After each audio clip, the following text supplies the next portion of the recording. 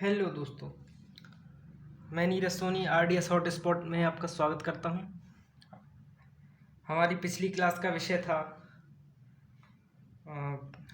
आज का विषय है संस्कृति में शिक्षा का अधिकार। और पिछली क्लास का जो विषय था वो था धार्मिक स्वतंत्रता का अधिकार। धार्मिक स्वतंत्रता के अधिकार के विषय में हमने बहुत अच्छी तरह से अध्ययन कर लिया था। और आज हमारा जो है संस्कृति में शिक्षा का अधिकार आर्टिकल 29-30, इसका अध्ययन हमें करना है। तो अनुच्छेद 29 की बात करते हैं हम कि अनुच्छेद 29 किस विषय में चर्चा करता है। अनुच्छेद 29 सभी अल्पसंख्यकों को अपनी भाषा, लिपि, संस्कृति को बनाए रखने का अधिकार है। अनुच्छेद 29 क्या कहता है?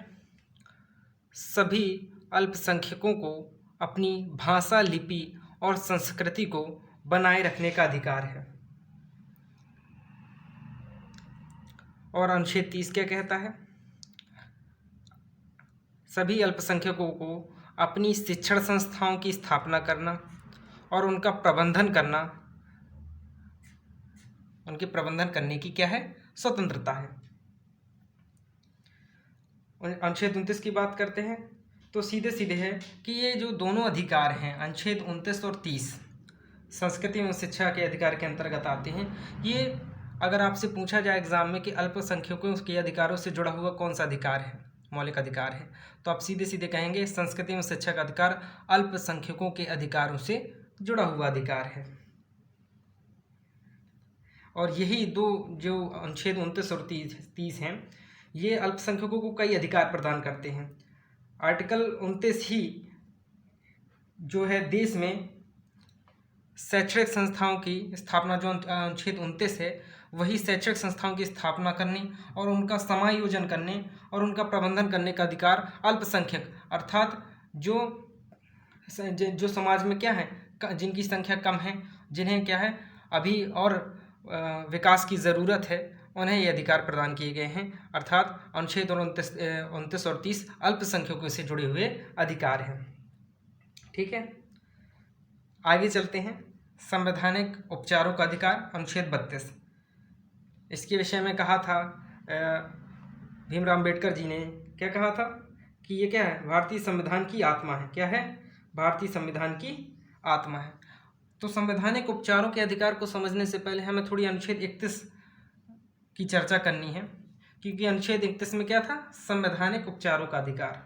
और हमने स्वतंत्रता में पढ़ा था 19F, जो संपत्ति अर्जन करने की स्वतंत्रता देता है, जिसे 44वें संविधान संशोधन 1978 के द्वारा क्या कर दिया गया था? समाप्त कर दिया गया था। और अनुच्छेद 31 में क्या था? संपत्ति का अधिकार, जिसे भी 44वें संविधान संशोधन 1978 के द्वारा समाप्त कर दिया गया था। ठीक है, अब यह एक क्या है? विधिक अधिकार है। सुप्रीम कोर्ट इसमें कोई मदद नहीं करता। विधिक अधिकार जो भी बन जाते हैं उन पे आप याचिका जारी नहीं कर सकते, अर्थात सुप्रीम कोर्ट क्या कर सकता है? उसमें याचिका जारी नहीं कर सकता। और इस विधिक अधिकार को 300A में रखा गया है। किस में रखा गया है? 300A में रखा गया है। अब चर्चा करते हैं हम। एक बीच में थोड़ा सा ध्यान देने की आवश्यकता यह है कि इसी समय जब 44वां संविधान संशोधन 1978 हो रहा था और बहुत सारी घटनाएं भी घटित हो रही थी, तब इंदिरा गांधी जी ने एक संशोधन किया था। कौन सा? 25वां संविधान संशोधन। और उन्होंने कहा था कि अनुच्छेद 14 और 19 में यदि अनुच्छेद और 14 का टकराव नीति निर्देशक तत्वों से होता है, याद रखेंगे किसका? अनुच्छेद 14 और 19 का टकराव किससे होता है? नीति निर्देशक तत्वों से होता है। किससे होता है? नीति निर्देशक तत्वों से होता है, खासकर 39 और 39A से। किससे? 39 या 39A से होता है। तो नीति निर्देशक तत्व ज़्यादा प्रभावी होंगे। क्या होंगे? नीति निर्देशक तत्व ज़्यादा प्रभावी होंगे। ठीक है, ये याद रखेंगे। कौन से? यदि अनुच्छेद 14 और 19 में कोई भी टकराव होता है राज्य के नीति निर्देशक तत्वों से, विशेषकर 39A से, तो निर्देशक तत्व जो होंगे उनका ज़्यादा प्रभाव होगा। ठीक है, हावी ज़्यादा होंगे। अब आगे पढ़ते हैं अनुच्छेद 32। क्या पढ़ते हैं? जैसे भीमराव अम्बेडकर जी ने भारतीय संविधान की क्या कहा है? आत्मा कहा है, भारतीय संविधान की आत्मा कहा है। और यही तो है, इसमें 5 रिटें दी गई हैं जो क्या करते हैं, जिनकी तुलना झरने से की गई है। भारतीय संविधान में किससे की गई है? बहते हुए झरने से की गई है इनकी तुलना, ठीक है। क्योंकि यही जो 5 रिटें हैं वो न्याय का झरना कहलाती हैं और विशेषाधिकार रिट कहलाती हैं। क्या कहलाती हैं ये रिटें? विशेषाधिकार रिट, विशेषाधिकार रिट। और इन्हें न्याय का झरना भी कहा जाता है। क्या कहा जाता है? न्याय का झरना। याद रखेंगे, ये 2 चीज़ें याद रखेंगे, एग्जाम में पॉइंट ऑफ व्यू से बहुत ज़्यादा इंपॉर्टेंट है। चलिए चर्चा करते हैं अनुच्छेद 32 की। कल हमारा विषय होगा रुस्तम कवासी वर्सेस भारत संघ। बहुत अच्छा मामला है, इसकी चर्चा कल करेंगे हम। चलिए चर्चा करते हैं अनुच्छेद 32 की। अनुच्छेद 32 को हम अधिकार न मानकर इसे कह सकते हैं कि ये अनुच्छेद जो 4 मौलिक अधिकार हमें दिए गए हैं, 5 मौलिक अधिकार पहले दिए गए थे, ये 6वां मौलिक अधिकार उनकी रक्षा के लिए बनाया गया है। रक्षोपाय है। क्या है? रक्षा का उपाय है, जो सुप्रीम कोर्ट में क्या कर सकता है, आप इनके अधिकारों की रक्षा के लिए जा सकते हैं। तो सीधे क्या कहा गया अनुच्छेद 32 में? यदि हमारे मौलिक अधिकारों का उल्लंघन होता है तो इसके लिए सुप्रीम कोर्ट 5 प्रकार की याचिकाएं जारी कर सकता है। क्या कहता है? यदि हमारे मौलिक अधिकारों का हनन होता है तो हम क्या कर सकते हैं? सुप्रीम कोर्ट जा सकते हैं और सुप्रीम कोर्ट इसके विरुद्ध क्या कर सकता है? याचिकाएं जारी कर सकता है। पहला क्या है? लिखित याचिकाएं जारी करेगा। रिट्स, कितनी रिटें हैं? 5 रिटें हैं जो अनुच्छेद 32(2) में कही गई हैं। और संसद अगर चाहे तो सुप्रीम कोर्ट के अलावा हाई कोर्ट, अधीनस्थ न्यायालय भी क्या कर सकते हैं? रिटें जारी कर सकते हैं। लेकिन इसके विषय में जो कानून बनाएगा वो कौन बनाएगा? संसद बनाएगा। चलिए पहली रिट की चर्चा करते हैं। बड़ी शॉर्ट में पढ़ना है, विस्तृत अध्ययन नहीं करना है हमें अभी, क्योंकि हमारा अभी जो एग्ज़ाम का जो है पुलिस है, पटवारी है, एसएससी, इस विषय में, और पीएससी प्री के एग्ज़ाम जो अभी लगे हुए हैं उनके विषय में हम चर्चा कर रहे हैं। अभी मेंस के एग्ज़ाम की चर्चा नहीं करते हैं। जैसे ही ये मेंस का प्री का एग्ज़ाम होगा, पीएससी का या और भी एसएससी, सीजीएल या एसएससी के एग्ज़ाम होंगे, तो बाद में हम मेंस की भी चर्चा करेंगे। चलिए देखते हैं। बंदी प्रत्यक्षीकरण, इंग्लिश में भी याद करते जाएंगे। इंग्लिश में इसे क्या कहते हैं? Habeas corpus. बंदी प्रत्यक्षीकरण, पहली रिट कौन सी है? बंदी प्रत्यक्षीकरण। ये क्या है? लैटिन शब्द है, याद रखेंगे। और इंग्लिश में इसे क्या कहते हैं? हेबियस कार्पस, जिसका शाब्दिक अर्थ क्या होता है? क्या होता है शाब्दिक अर्थ इसका? शाब्दिक अर्थ होता है शरीर सहित किसी व्यक्ति को उपस्थित करना। शरीर सहित किसी व्यक्ति को उपस्थित करना, इतना याद रखना है आपको। जैसे हमने किसी व्यक्ति को गिरफ्तार किया और उसे क्या करना है? जज के सामने प्रस्तुत करना है, तो आपको एट दैट टाइम उसे जज के सामने प्रस्तुत करना पड़ेगा और जज डिसाइड करेगा कि वो अपराधी है या नहीं। अगर उसे जो क्या मिलते हैं, गवाह या प्रमाण मिलते हैं, और वो उन गवाहों प्रमाणों से असंतुष्ट होता है, तो उसे क्या कर सकता है? छोड़ सकता है। तो अवैध रूप से बंदी बनाए जाने पर न्यायालय ये रिट जारी करता है कि यदि वह जिस व्यक्ति को गिरफ्तार किया गया है, उस व्यक्ति में जो प्रमाण मिले हैं उसकी गिरफ्तारी के, उनसे असंतुष्ट है, तो वह क्या कर सकता है? ये रिट जारी कर सकता है और बंदी प्रत्यक्षीकरण के तहत क्या कर सकता है? वो हुक्म दे सकता है कि बंदी को छोड़ दिया जाए। ठीक है, आगे देखते हैं। और इसमें क्या होता है, आपसे एग्जाम में पूछा जाए कौन सी रिट प्राण एवं दैहिक स्वतंत्रता का अनुपालन करती है, तो सीधा आप लगाएंगे बंदी प्रत्यक्षीकरण रिट प्राण एवं दैहिक स्वतंत्रता के अनुपालन के लिए योग्य है। इसका अर्थ क्या है कि यदि किसी व्यक्ति का जब तक अपराध सिद्ध ना हो जाए उसे अपराधी नहीं माना जाएगा। ये भी प्राण एवं दैहिक स्वतंत्रता के अंतर्गत आएगा, क्योंकि प्राण एवं दैहिक स्वतंत्रता ही हमें गरिमापूर्ण जीवन जीने के लिए क्या करती है? मौलिक अधिकार प्रदान करती है। आगे चलते हैं। और ये निजी लोगों और सरकारी लोगों दोनों के लिए होती है, याद रखेंगे। बंदी प्रत्यक्षीकरण निजी लोगों के लिए भी होती है और सरकारी लोगों के लिए भी होती है। आगे चलते हैं।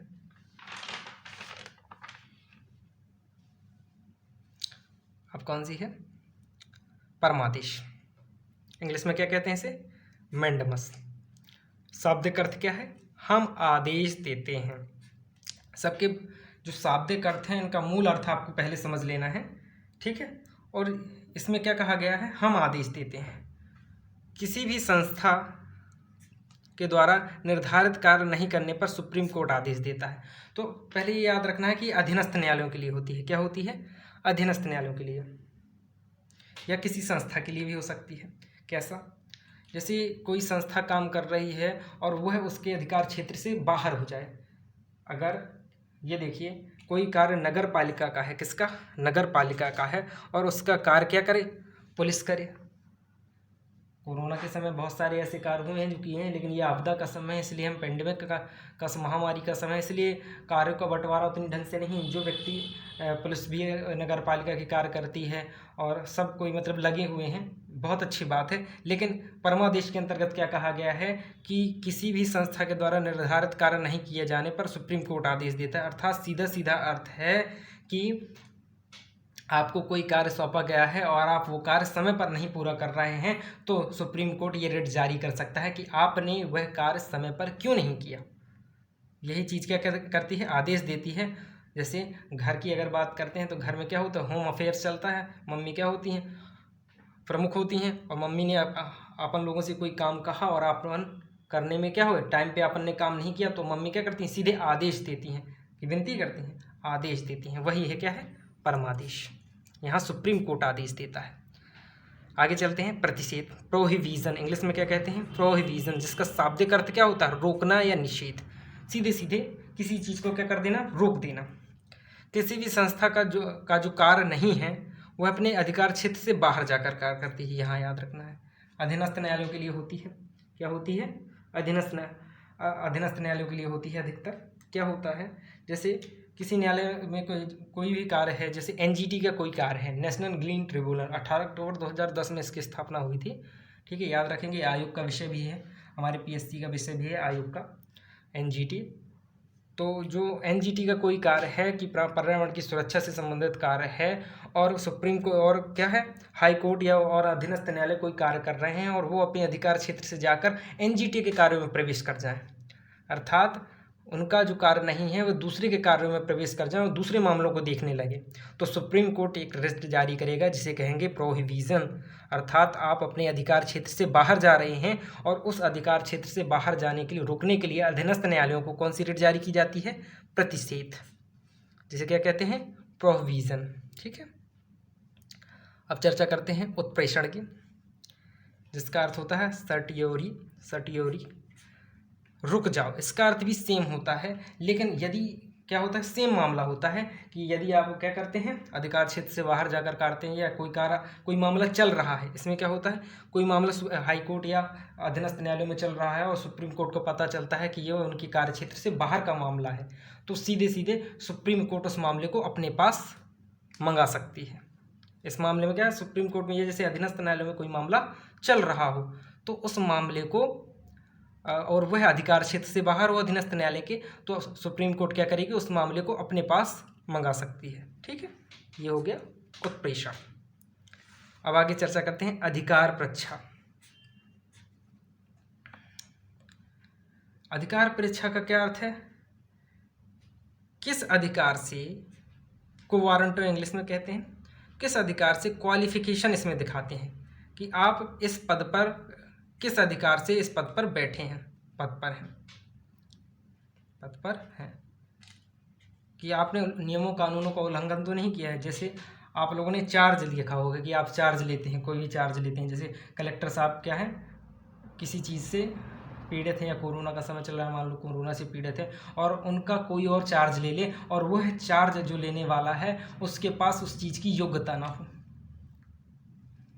उदाहरण के लिए लेते हैं, मान लो एक कलेक्टर है, एक आईएएस ऑफिसर है, और आईएएस ऑफिसर क्या है, कोरोना पॉजिटिव है और वो अपना काम सही ढंग से नहीं कर पा रहा है, और आप क्या करें, किसी पुलिस वाले को कलेक्टर साहब के पद पर बैठा दें, या उनका करीबी व्यक्ति हो तो आईएएस साहब के रिकमेंड कर दें कि ये बैठ जाए, तो तुरंत रिट जारी हो जाएगी अधिकार परीक्षा, जिसे क्या कहेंगे, को वारंटो, और सीधे सीधे उससे उनकी क्वालिफिकेशन मांगी जाएगी कि इस पद पर और अपर कलेक्टर, एडीएम और अदर अधिकारियों को बैठना चाहिए, ये जो दूसरे अधिकारी बैठे हैं, दूसरे कर्मचारी बैठे हैं, तो किस क्वालिफिकेशन के आधार पर बैठे हैं, इनकी योग्यता क्या है, क्या उसके योग्य हैं, इसके लिए कौन सी रिट जारी की जाएगी, अधिकार परीक्षा रिट जारी की जाएगी, को वारंटो कहलाई जाएगी। मैंने पहले बता दिया है, ये विशेषाधिकार रिट कहलाती हैं, इन्हें न्याय का झरना कहा जाता है, और भीमराव अम्बेडकर जी ने क्या कहा है, भारतीय संविधान की आत्मा कहा है, क्योंकि जो हमारे मौलिक अधिकार सबको प्रदान कर दिए गए हैं, लेकिन मौलिक अधिकारों की रक्षा करने के लिए भी तो कुछ होना चाहिए, और मौलिक अधिकारों की रक्षा करने के लिए सुप्रीम कोर्ट को ये रिटें जारी करने का अधिकार दिया गया है। हालांकि हाई कोर्ट को भी रिटें जारी करने का अधिकार दिया गया है। सुप्रीम कोर्ट 5 रिटें जारी करता है तो हाई कोर्ट 6 रिटें जारी करता है। सुप्रीम कोर्ट याद रखेंगे,